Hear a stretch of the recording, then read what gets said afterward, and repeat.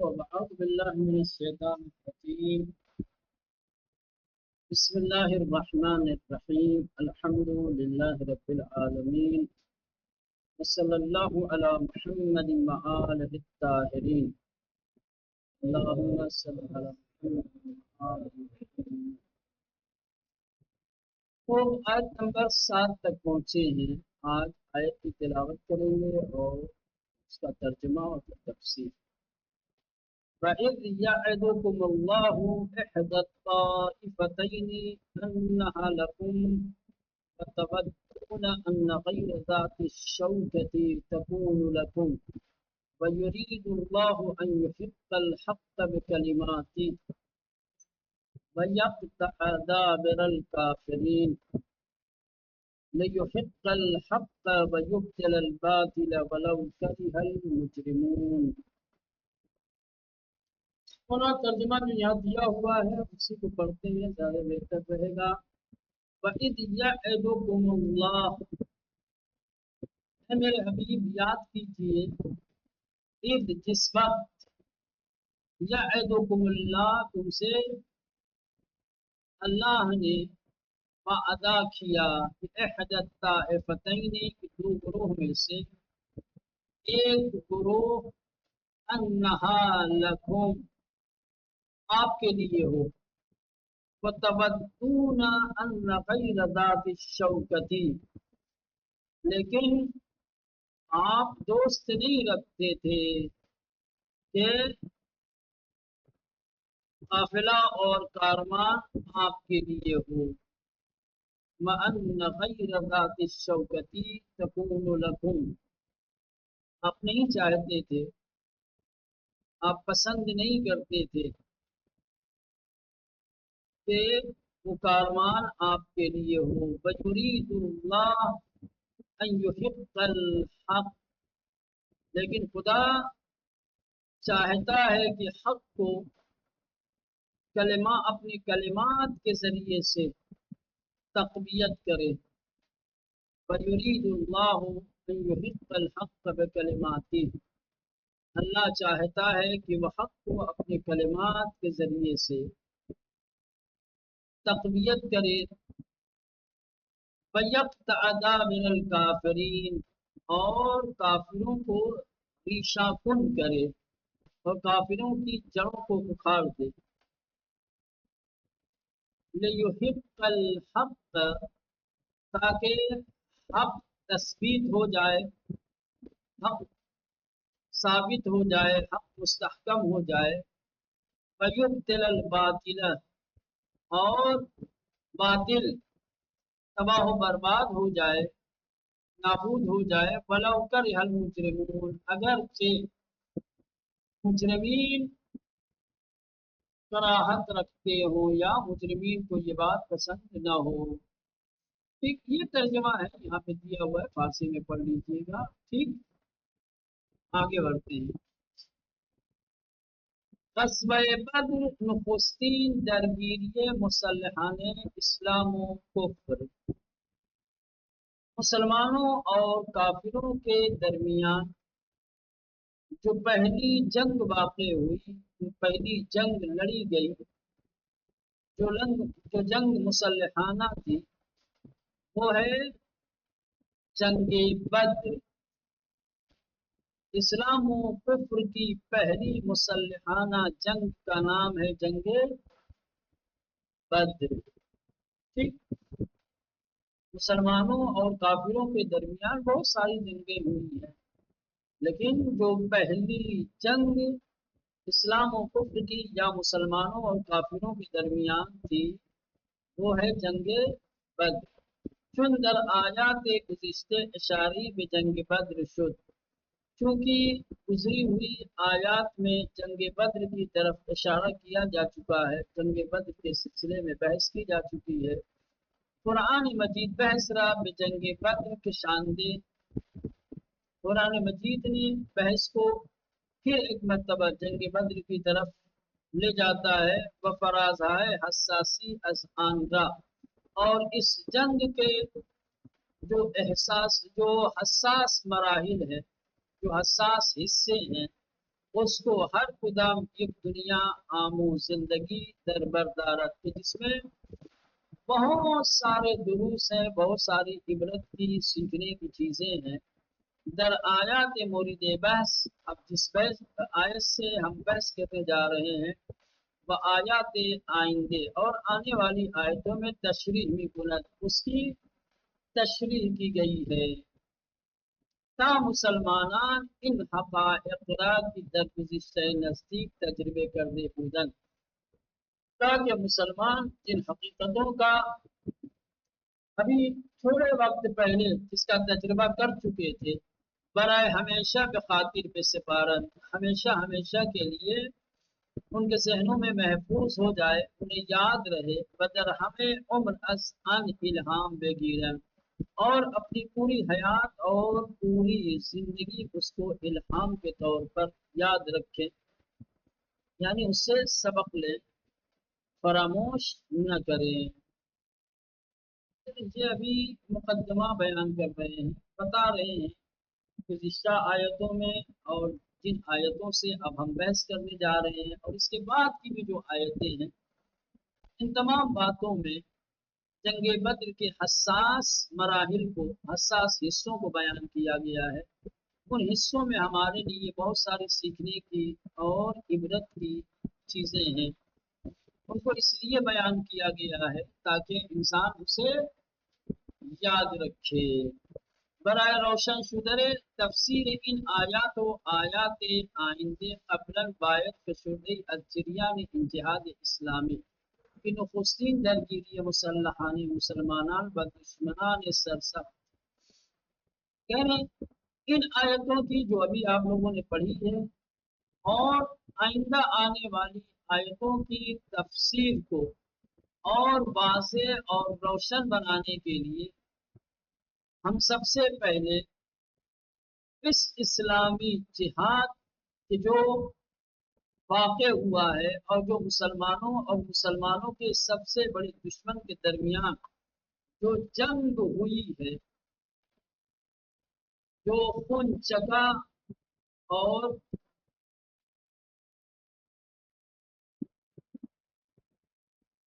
خون آشام تھی، اس کو بیان از نظر وہ گزرانی، اپنی نگاہوں کے سامنے سے گزاری، یعنی عرض یہ کرنا چاہتے ہیں، بیان یہ کرنا چاہتے ہیں کہ اب جن آیتوں کی ہم تفسیر کرنے جا رہے ہیں اور جو آیتیں آگے آئیں گی ان کی تفسیر اگر آپ یہ چاہتے ہیں کہ آپ لوگوں کے لیے واضح اور روشن ہو سکے تو سب سے پہلے مسلمانوں کے سخت ترین دشمنوں کے ساتھ جو پہلی جنگ اسلامی ہوئی ہے، مسلمانوں کی جو پہلی جنگ ہوئی ہے کافروں کے ساتھ، جس کو جنگ بدر کہتے ہیں، ہم چاہتے ہیں کہ پہلے اس کا خلاصہ پیش کر دیں۔ تاریخ کاری ہائی و اشاراتی در ان آیات ہست، تاکہ جو رمز و رموز، جو باریک باتیں، جو اشارے اور کنائے ان آیتوں میں ہیں وہ آپ کے لیے واضح اور روشن ہو سکیں۔ ان آیتوں کے مفاہیم، ان آیتوں کے اندر جو اشارے اور کنائے ہیں اس کو واضح کرنے کے لیے، اس کو روشن کرنے کے لیے ضروری ہے کہ پہلے جنگ بدر کا خلاصہ آپ کے سامنے پیش کیا جائے۔ جب تک کہ جنگ بدر کے خلاصے سے، جنگ بدر کے حساس مراحل سے، جنگ بدر کی جو واقع ہوا ہے، جب تک کہ آپ جنگ بدر سے واقف نہیں ہوں گے، جنگ بدر کے بارے میں جب تک کہ آپ کو معلومات نہیں ہوگی، ان آیتوں میں پائے جانے والے رموز اور ان آیتوں میں پائے جانے والی باریکیاں آپ کو سمجھ میں نہیں آئیں گی۔ تو قبل اس کے کہ ان آیتوں کی تفسیر کریں، یہ پہلے جنگ بدر کا خلاصہ پیش کریں گے۔ جب آپ جنگ بدر سے آگاہ ہو جائیں گے، جنگ بدر کے بارے میں آپ کو آگاہی مل جائے گی، تو پھر ان آیتوں کی تفسیر آپ کے لیے سہل اور آسان ہو جائے گی۔ اب یہاں سے جنگ بدر کا ماجرا اور واقعہ آپ لوگوں کے لیے نقل کر رہے ہیں۔ طبق آنچہ تاریخ نویسان و محدثان و مفسران آورتے اند، کہہ رہے ہیں کہ مفسرین نے اور محققین اور محدثین نے، تاریخ نویسوں نے جو کچھ بیان کیا ہے، جو کچھ روایتوں میں ہے، جو کچھ تفسیروں میں ہے، اور جو کچھ تاریخوں میں ہے، اس کے مطابق غزوہ بدر از اینجا آغاز شد۔ جنگ بدر کا آغاز یہاں سے ہوتا ہے کہ ابو سفیان بزرگ مکے در رأس یہ کاروان نسبتاً مہم تجارتی، کہ ابو سفیان کی جو مکہ کے بزرگ تھے، ایک تجارتی قافلے اور کاروان کے سربراہ کی صورت میں کہ 80 نفر با 50,000 دینار مال و تجارت تشکیل بھی شد، کہ جس میں 40 افراد تھے اور 50,000 دینار کا مال و تجارت جن کے پاس تھا۔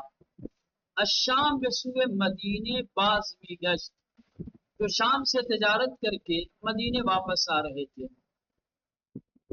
ایک قافلہ، ایک کاروان مکے سے شام گیا ہوا تھا تجارت کے لیے، جس قافلے میں 40 افراد تھے اور جن لوگوں نے تقریباً 50,000 دینار کا مال جن کے پاس تھا، ٹھیک، شام سے تجارت کر کے مکہ واپس آ رہے تھے۔ ان لوگوں نے بیارانی خود دستور داد آمادے حرکت شوند و بے طرف کاروان بزرگ کی قسمت مہمی از سرمایہ دشمن را با خود حمل میکرد بے شتابند۔ پیغمبر نے اپنے ساتھیوں کو حکم دیا کہ وہ حرکت کرنے کے لیے تیار ہو جائیں، اور ایک بڑا قافلہ، ایک بڑا کاروان کہ جن کے پاس دشمنوں کا بڑا سرمایہ ہے، جو بڑے سرمایہ کے ساتھ آ رہے ہیں شام سے مکے کی طرف، اب ان کی طرف کوچ کرو، نکلو۔ کاروان تجارتی آ رہا ہے کہاں سے؟ شام سے مکے کی طرف۔ پیغمبر کو خبر ملی کہ ابو سفیان کی کارکردگی میں، اس کی سربراہی میں ایک بڑا قافلہ تجارت انجام دے کر کے آ رہا ہے۔ تو پیغمبر نے اپنے ساتھیوں کو، اپنے اصحاب کو حکم دیا کہ تم سب کے سب دشمنوں کے اس بڑے قافلے کی طرف، کہ جن کے پاس بہت سرمایہ ہے، بہت مال ہے، ان کی طرف تم سب کوچ کرو۔ وبا مصادرے کردن ان سرمایہ، اور اس سرمایہ کو اپنے اختیار میں لے لو، اس سرمایہ کو ان سے ضبط کر لو۔ مصادرہ کرنا فارسی میں بولتے ہیں، مثلا کہ کسی چیز کو دوسرے سے چھین لینا، لے لینا، کسی دوسرے کے اختیار سے اپنے اختیار میں لے لینا۔ تو پیغمبر نے اپنے ساتھیوں کو حکم دیا کہ اس تجارتی قافلے کی طرف کوچ کرو، اور ان کے پاس جو مال تجارہ ہے ان سے چھین لو، اپنے اختیار میں لے لو۔ ضرب سختی بر قدرت اقتصادی جب نتیجے از قدرت نظامی دشمن وارد کنند۔ پیغمبر نے یہ اس لیے کہا تھا کہ چونکہ ان کے پاس بڑا سرمایہ تھا، اگر وہ سرمایہ مسلمانوں کے ہاتھ لگ جاتا ہے تو پھر اقتصادی اعتبار سے، مالی اعتبار سے دشمن کمزور ہو جائے گا اور ہماری قدرت بڑھ جائے گی۔ کیونکہ ہمارے پاس جب سرمایہ ہوگا تو اس سرمایہ کے ذریعے سے ہم بہت سارے اسلحے خرید سکتے ہیں، اس مال کے ذریعے سے اور دوسری چیزوں کے ذریعے سے ہم اپنے آپ کو مستحکم مضبوط کر سکتے ہیں۔ اور ظاہر سی بات ہے، دشمن کا جب اتنا بڑا سرمایہ چلا جائے گا تو اقتصادی اعتبار سے ان کے اندر بڑی کمزوری آ جائے گی۔ تو پیغمبر نے حکم دیا کہ اس سے تجارتی قافلے پہ حملہ کر کے ان کے پاس جو بھی سرمایہ ہے اس کو چھین لیا جائے، تاکہ ان کی اقتصادی طاقت پر ایک بڑا حملہ ہو، ایک بڑی چوٹ ہو، اور جس کے نتیجے میں دشمن کی جو نظامی قدرت ہے وہ کمزور ہو جائے۔ اس پر چوٹ لگائی جائے. پیامبر بجارانش حق داشتن دست به چنین حمله بزنه.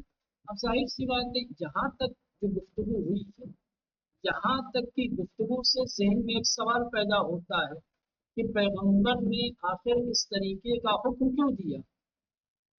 کیوں پیغمبر اپنے ساتھیوں کو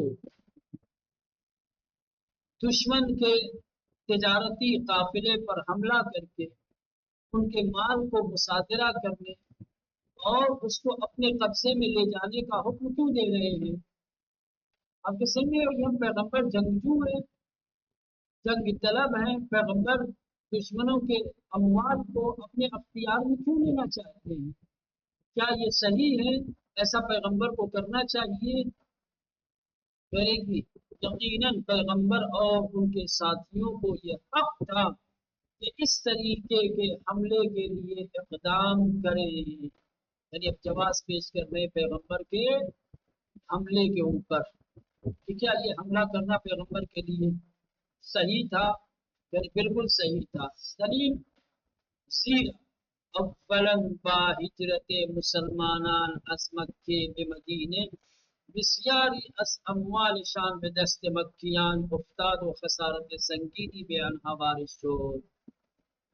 پہلی دلیل یہ ہے کہ جب پیغمبر نے مکے سے مدینے ہجرت کی تو آپ کے ساتھ بہت سارے لوگ مکہ چھوڑ کر کے مدینے آئے. جب مکہ چھوڑ کر کے مدینے آئے تو مسلمانوں کے بہت سارے مال و اموال دشمنوں کے ہاتھ لگے. کل مسلمانوں کے اموال دشمنوں کے ہاتھ لگے تھے، آج ان کا حق ہے کہ دشمنوں کے مال پہ، دشمنوں کے قافلے پہ حملہ کر کے ان کے مال کو ضبط کریں تاکہ ان کے اموال کی بھرپائی ہو سکے. انہوں نے خسارہ اٹھایا ہے، ان کے اموال دشمنوں کے ہاتھ میں پہنچے ہیں. آج دشمن کے ہاتھ میں مال ہے تو انہیں حق حاصل ہے کہ وہ دشمن کے ہاتھ سے مال چھین کر کے اپنے اختیار میں لے. تو پہلی بات اور پہلی دلیل کہ با ہجرت مسلمانان از مکے به مدینے، مکے سے مدینے کی طرف مسلمانوں کی ہجرت کی وجہ سے بسیاری از اموال شان، مسلمانوں کے بہت سارے مال و منال بدست مکیان افتاد، مکے کے لوگوں کے اختیار میں آئے. بخسارت سنگینی بھی آنہا بارش شد، اور مسلمانوں کا بہت بڑا خسارہ ہوا. بآنہا حق داشتن، لہذا مسلمانوں کو یہ حق حاصل ہے کہ چنین خسارتی را جبران کرن، کہ جو انہوں نے نقصان اٹھایا ہے اس کی بھرپائی کریں. از موقع از ان گزشتے اگر اس کو نظر انداز بھی کر دیا جائے تو دوسری دلیل مردم مکے در طی 13 سال اقامت پیمبر و مسلمین در آنجا کاملا نشان دادے بودن کہ از هیچ گونه ضربے و صدمے به مسلمانان و برگزار نخواهند کرد. 13 سال پیغمبر نے اور مسلمانوں نے جو مکے میں گزارے، ان 13 سالوں میں مسلمانوں کو آزار و اذیت دینے کا کوئی موقع مکے والوں نے چھوڑا نہیں ہے.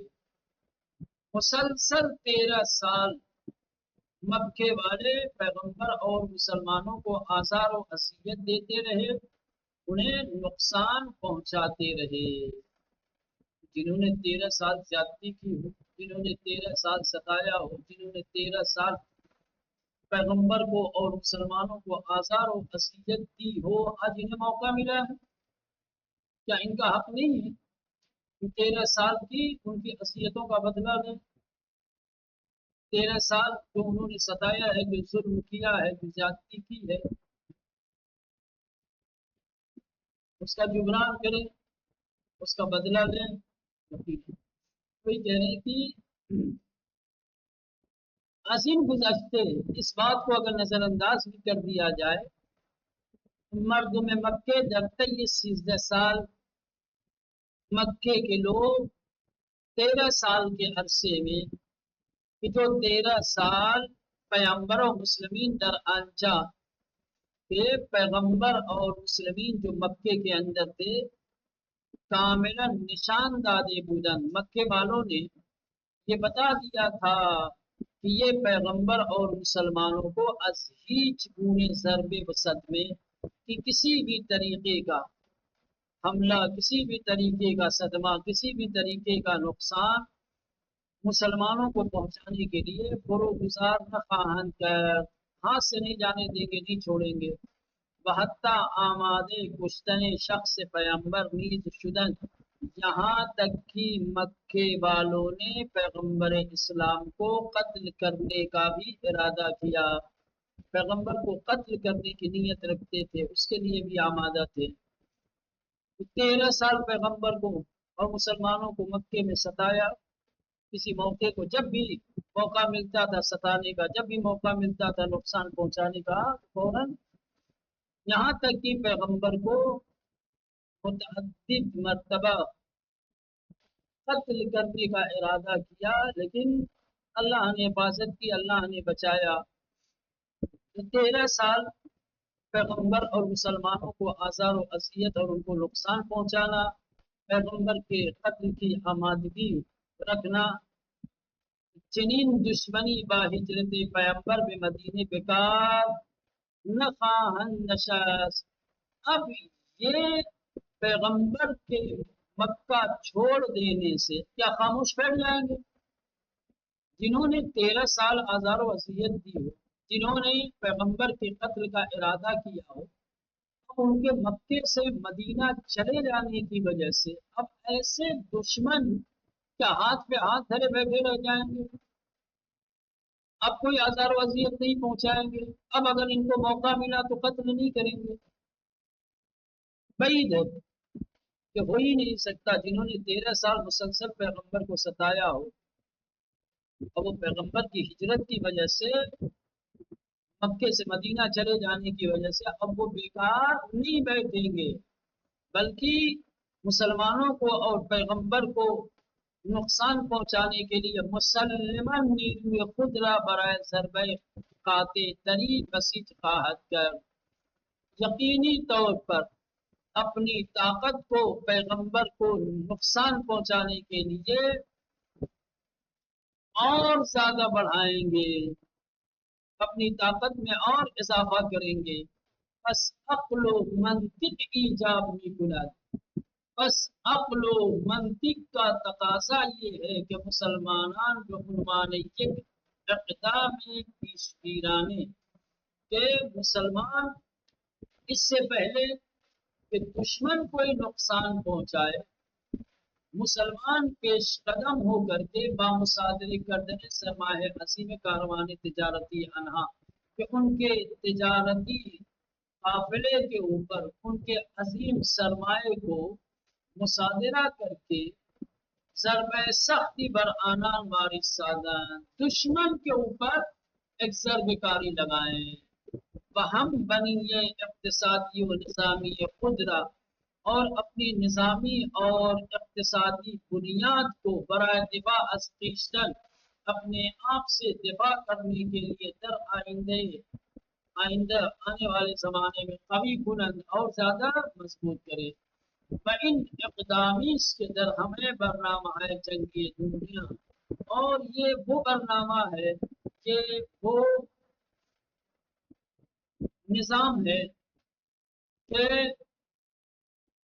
دنیا کے تمام جنگی نظام میں در امریز و گزشتہ بودے، کل بھی تھا اور آج بھی تھا، یعنی دنیا میں جو جنگ کا قاعدہ قانون ہے، جو جنگ کا اصول ہے، وہ یہی ہے کہ جب بھی کسی کو موقع ملتا ہے وہ اپنے دشمن کو نقصان پہنچاتا ہے، وہ منتظر نہیں رہتا کہ دشمن پہلے ہمیں نقصان پہنچا کہ پھر ہم اس کی بھرپائی کریں، سمجھے؟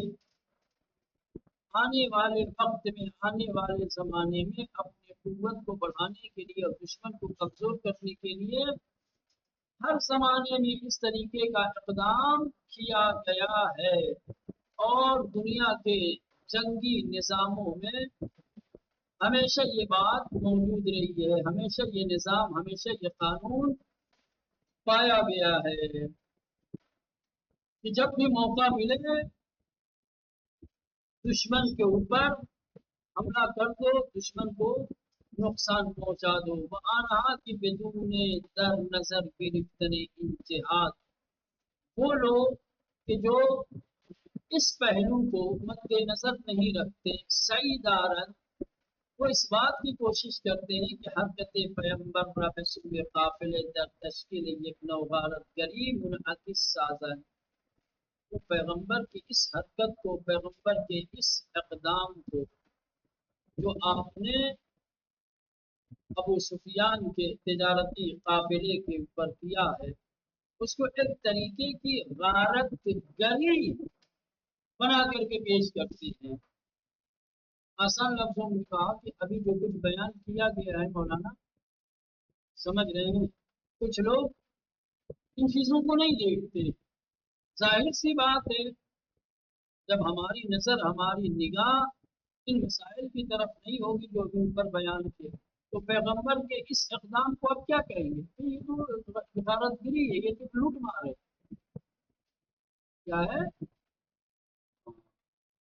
تو کچھ ایسے افراد، کچھ ایسے لوگ ہیں کہ جنہوں نے ان باریکیوں کی طرف توجہ نہیں دی، ان مسائل اور ان موارد کی طرف توجہ نہیں دی، اور عدم توجہی کی بنیاد پر پیغمبر کے اس اقدام کو، پیغمبر کی اس حرکت کو ایک قسم کی غارت گری، لوٹ مار بنا کر کے پیش کیا ہے۔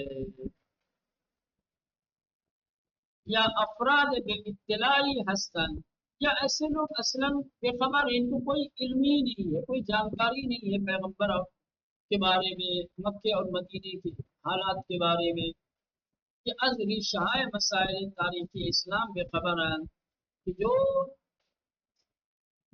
اسلام کی تاریخ کے بنیادی مسائل سے بے خبر ہیں، جنہیں کچھ پتہ ہی نہیں ہے۔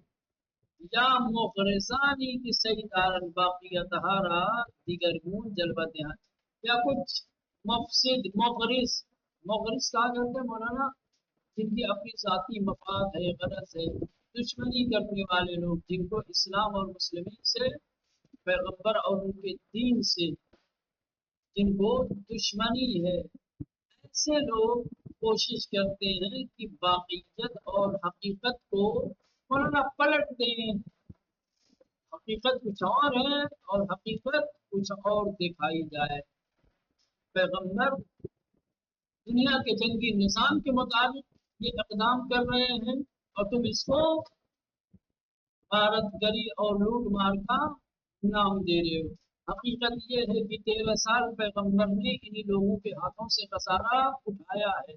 آج اس خسارے کو جبران کرنے کا موقع پیغمبر کو ملا ہے، تو 13 سال وہ لوٹتے رہے، تب تم نے غارت گری کا نام نہیں دیا۔ آج پیغمبر اپنے خسارے کا جبران کر رہے ہیں تو تم اس کو غارت گری کا نام دے رہے۔